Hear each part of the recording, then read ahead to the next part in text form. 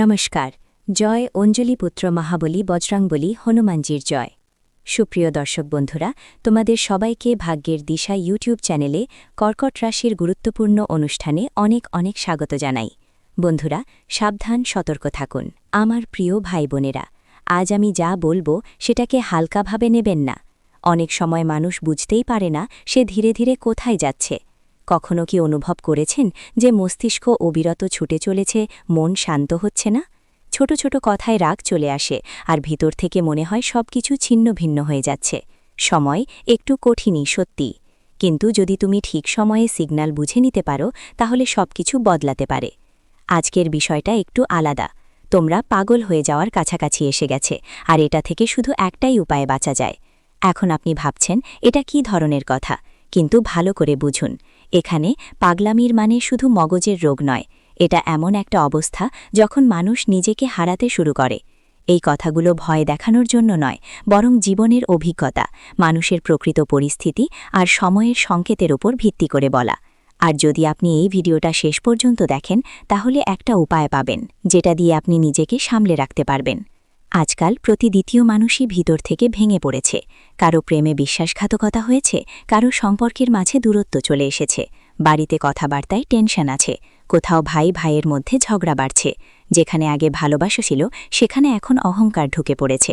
অনেকেই কোর্টের চক্কর কাটছে, বছরের পর বছর মামলা চলছে, না সময় বাঁচছে, না টাকা, না মন শান্তি। আর কিছু মানুষ আছেন যাদের শরীর বারবার খারাপ হচ্ছে, ডাক্তারের কাছে যাচ্ছেন, ওষুধ খাচ্ছেন, কিন্তু আসল রোগ শরীরে নয়, মনেই বসে গেছে। টাকার চিন্তা আলাদা, ক্যারিয়ারের চাপ আলাদা, আর সবচেয়ে বড় মনের বোঝা। অনেকেই বাইরে থেকে হাসেন, কিন্তু ভিতর থেকে এতটাই ভেঙে পড়েছেন যে নিজেরাই বুঝতে পারেন না তারা আসলে কি করছে। ভালো করে বুঝুন, যখন মানুষ বারবার তার অনুভূতিগুলো চেপে রাখে, যখন সে সবকিছু একা একাই সহ্য করতে থাকে, তখন ধীরে ধীরে তার মন দুর্বল হয়ে যেতে শুরু করে। আর এখান থেকেই শুরু হয় সেই যাত্রা যেখানে মানুষ নিজেকে হারাতে শুরু করে। এটা শুধু আপনার সাথেই হচ্ছে এমন নয়, অনেকেই এই অবস্থার মধ্য দিয়ে যাচ্ছে। কিন্তু ফারুক শুধু এইটুকুই, কেউ সময় মতো বুঝে যায় আর কেউ অনেক দেরি করে ফেলে। যদি আপনি এই অবস্থায় থাকেন তাহলে এটা হালকাভাবে নেবেন না, কারণ এগিয়ে আমি যা বলবো তা আপনার জীবনকে বদলে দিতে পারে। এখন একটু মন দিন, বুঝতে চেষ্টা করুন। পাগল হওয়া হঠাৎ করে শুরু হয় না, এটা ধীরে ধীরে শুরু হয়, এবং প্রথম লক্ষণ হয় মন বারবার উঠে পড়া। আপনি নিজেই হয়তো লক্ষ্য করেছেন, আপনি বসে কিছু ভাবতে চান, কিন্তু মন যেন এক জায়গায় থাকে না। কখনো পুরনো কথা মনে পড়ে, কখনো কারো বলা কথা কাটে, কখনো ভবিষ্যতের চিন্তা আসে, আর কখনো কোনো কারণ ছাড়াই ভয় লাগে। ভালো করে বুঝুন, যখন মন এক জায়গায় থাকে না তখন মানুষ নিজেকেই দূরে চলে যেতে শুরু করে। একটা ছোট্ট ঘটনা বলি। একজন মানুষ ছিল, তার জীবনে সব ঠিকঠাক ছিল, কিন্তু ধীরে ধীরে সে সবকিছু বেশি বেশি ভাবতে শুরু করল। কারো কিছু বললেই সে সারাদিন শুধু সেই কথাটাই ভাবত। কাজ একটু গড়মড় হলে রাতভর ঘুম আসত না। শুরুতে মনে হতো এটা স্বাভাবিক, কিন্তু কয়েক মাস পরে সে ছোট ছোট যে কোনো ব্যাপারে চিন্তিত হতে লাগল। আর একদিন এমন হলো যে নিজেও বুঝতে পারল না কেন এত বেশি অস্থির লাগছে। এটাই ভিতরে ভাঙার শুরু।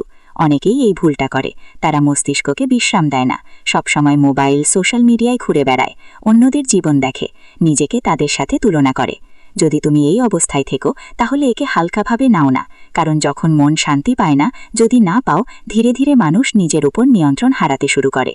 আর এটাই সেই প্রথম ধাপ, যেখানে পাগল হওয়ার প্রক্রিয়া শুরু হয়। তুমি যদি এমন অবস্থায় থাকো তাহলে একটু খেয়াল করো। আর একটা বড় লক্ষণ যা বেশিরভাগ মানুষ এড়িয়ে যায় তা হলো বেনিজির রাগ আসা আর ছোটখাট ব্যাপারে ঝগড়াঝাটি করা। আগে যা কথা শুনে তুমি হাসতেও পারতো, এখন সেই একই কথা তোমার মন খারাপ করে। বাড়িতে কেউ কিছু বললেই তাড়াতাড়ি রেগে যাও, প্রতিটা কথায় কণ্ঠস্বর উঠে যায়।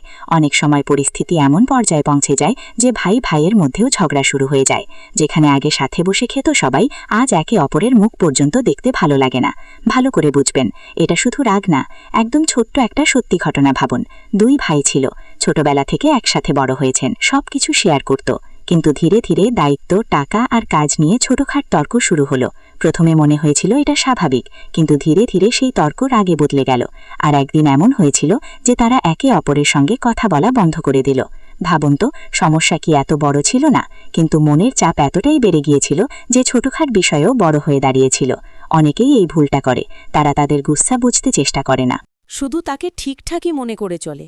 যদি তুমিও ছোটখাট জিনিসে বিরক্ত হয়ে যাও তাহলে এটা হালকাভাবে নেবে না, কারণ যখন গুসার নিয়ন্ত্রণের বাইরে চলে যাবে তখন মানুষ নিজেই নিজের সম্পর্ক ভাঙতে শুরু করে। আর এইটাই দ্বিতীয় ধাপ যেখানে মানুষ ভিতর থেকে ভেঙে পড়তে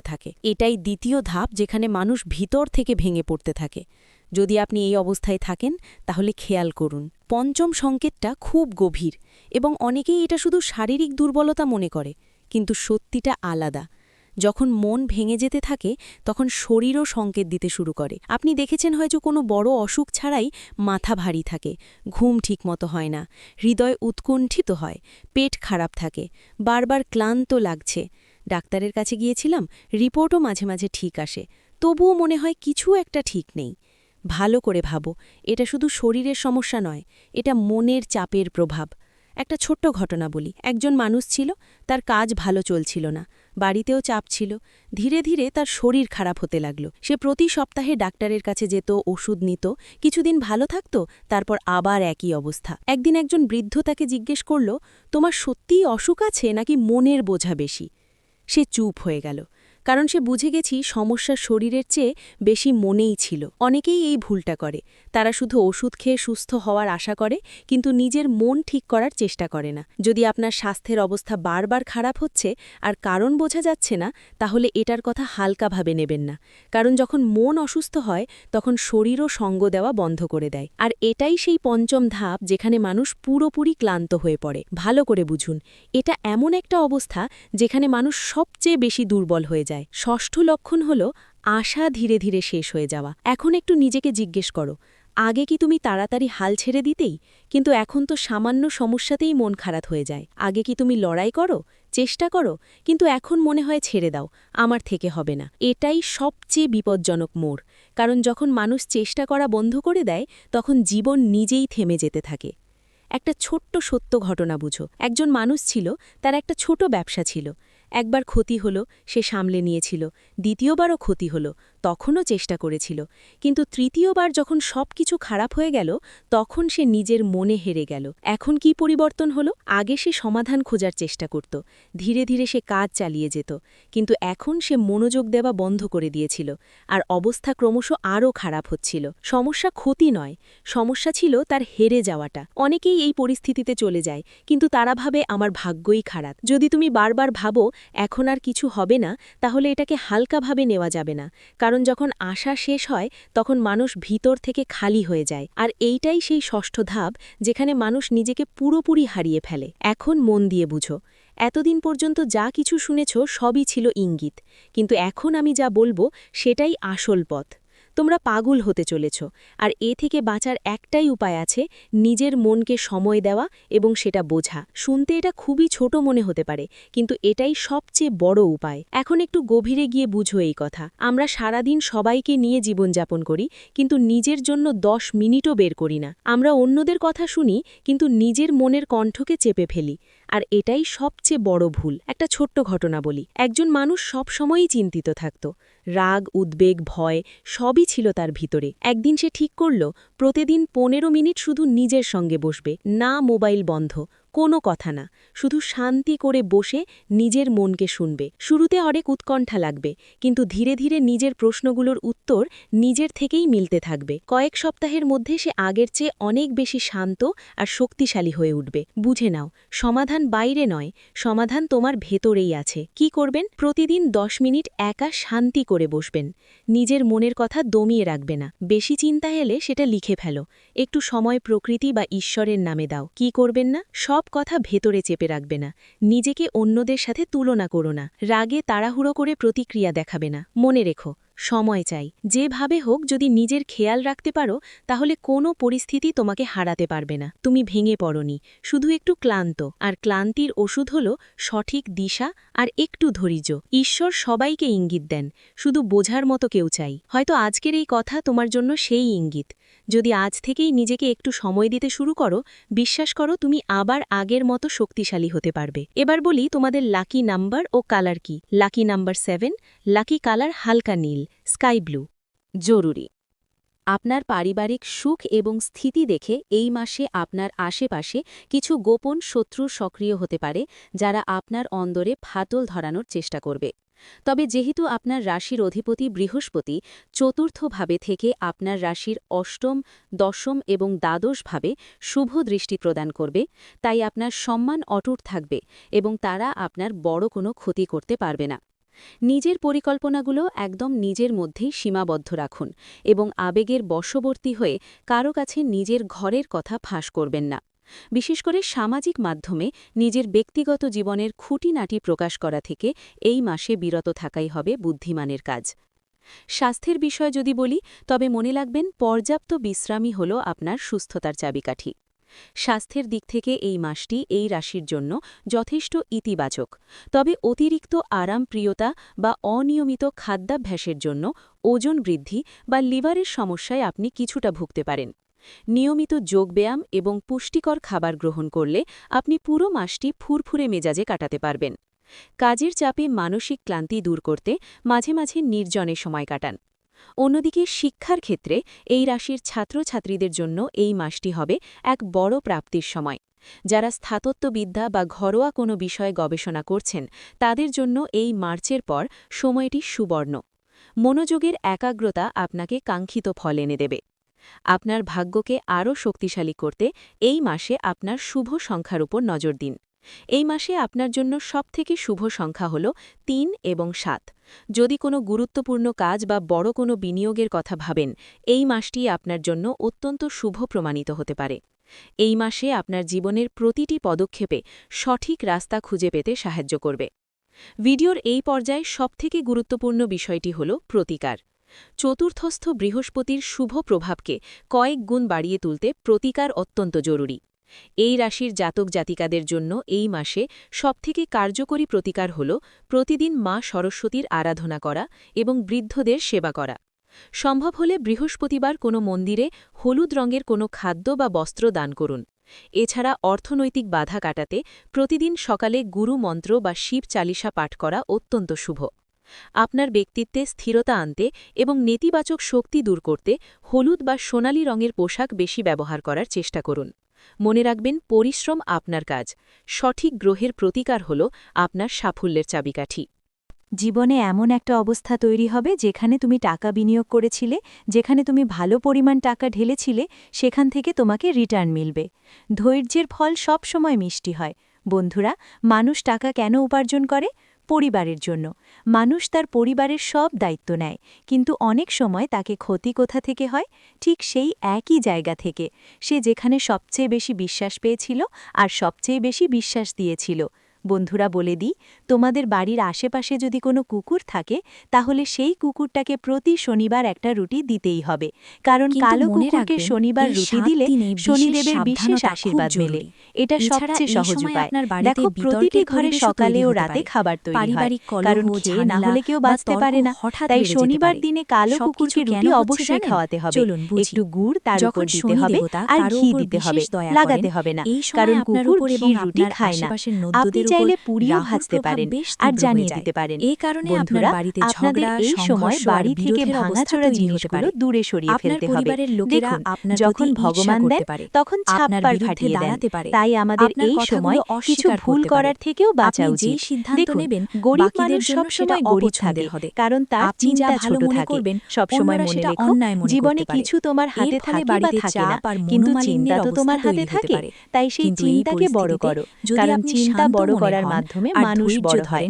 সফলতার এবং মহানতার প্রথম ধাপ নিজে হয়ে যাবে চিন্তা বড় করা। একটা ছোট্ট আমি তোমাকে তথ্যটা দিয়ে দিচ্ছি, মন দিয়ে শোনো। তোমার বাড়ির আশেপাশে যদি কবরস্থান বা শ্মশানঘাট থাকে, তাহলে ওদিকে একদম যেও না ভবিষ্যতে।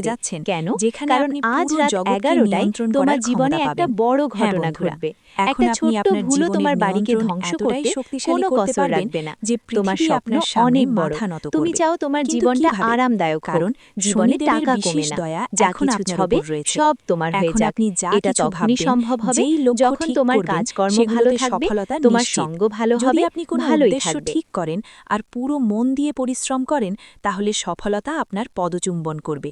কারণ যখন শনি করুণাময় হন, তখন সবচেয়ে কঠিন পথগুলো সহজ হয়ে যায়। সময় আপনার পাশে থাকবে এবং প্রতিটি কঠিন কাজ সহজ মনে হবে। তাই এই সোনালী সময়ের সুযোগ নিন, কারণ সব সময় এমন সময় আসে না। এই সময় ফিরে আসবে না, বারবার শনিদেব এত করুণা করেন না।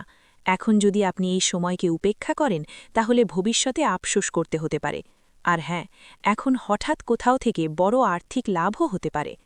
যে সুযোগের জন্য আপনি দীর্ঘদিন ধরে অপেক্ষা করছিলেন সেটি এখন আপনার জন্য খুলছে। এমন সুখ আপনার জীবনে এসে থাকবে।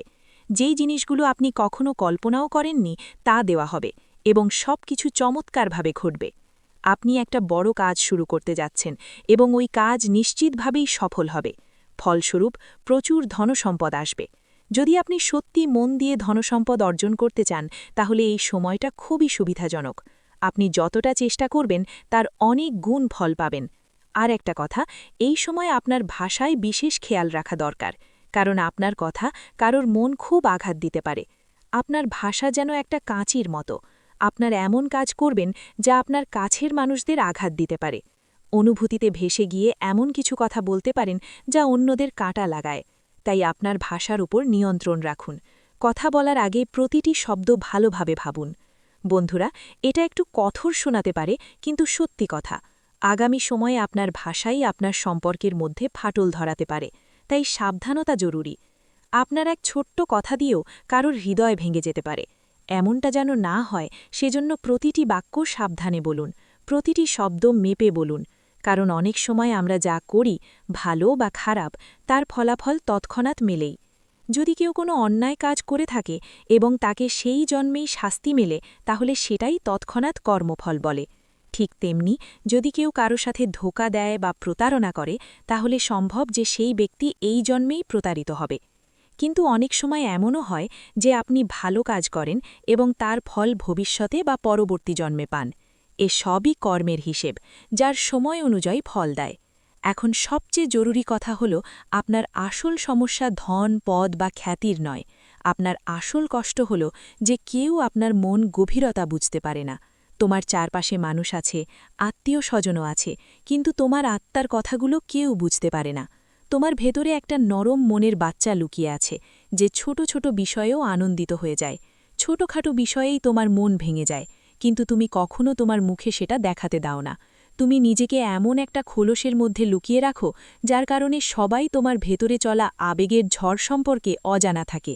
কিন্তু আসল কথা হল, মানুষ তোমার অনুভূতিগুলো সঠিকভাবে বুঝতে পারে না, আর তোমার কথাগুলো আর কাজগুলো ভুলভাবে ব্যাখ্যা করে।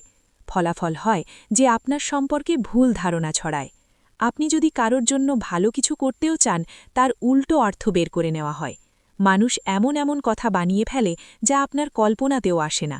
আর যখন এই কটু কথাগুলো আপনারই কারো মুখ থেকে বেরোয়, তখন মন সম্পূর্ণ ভেঙে যায়।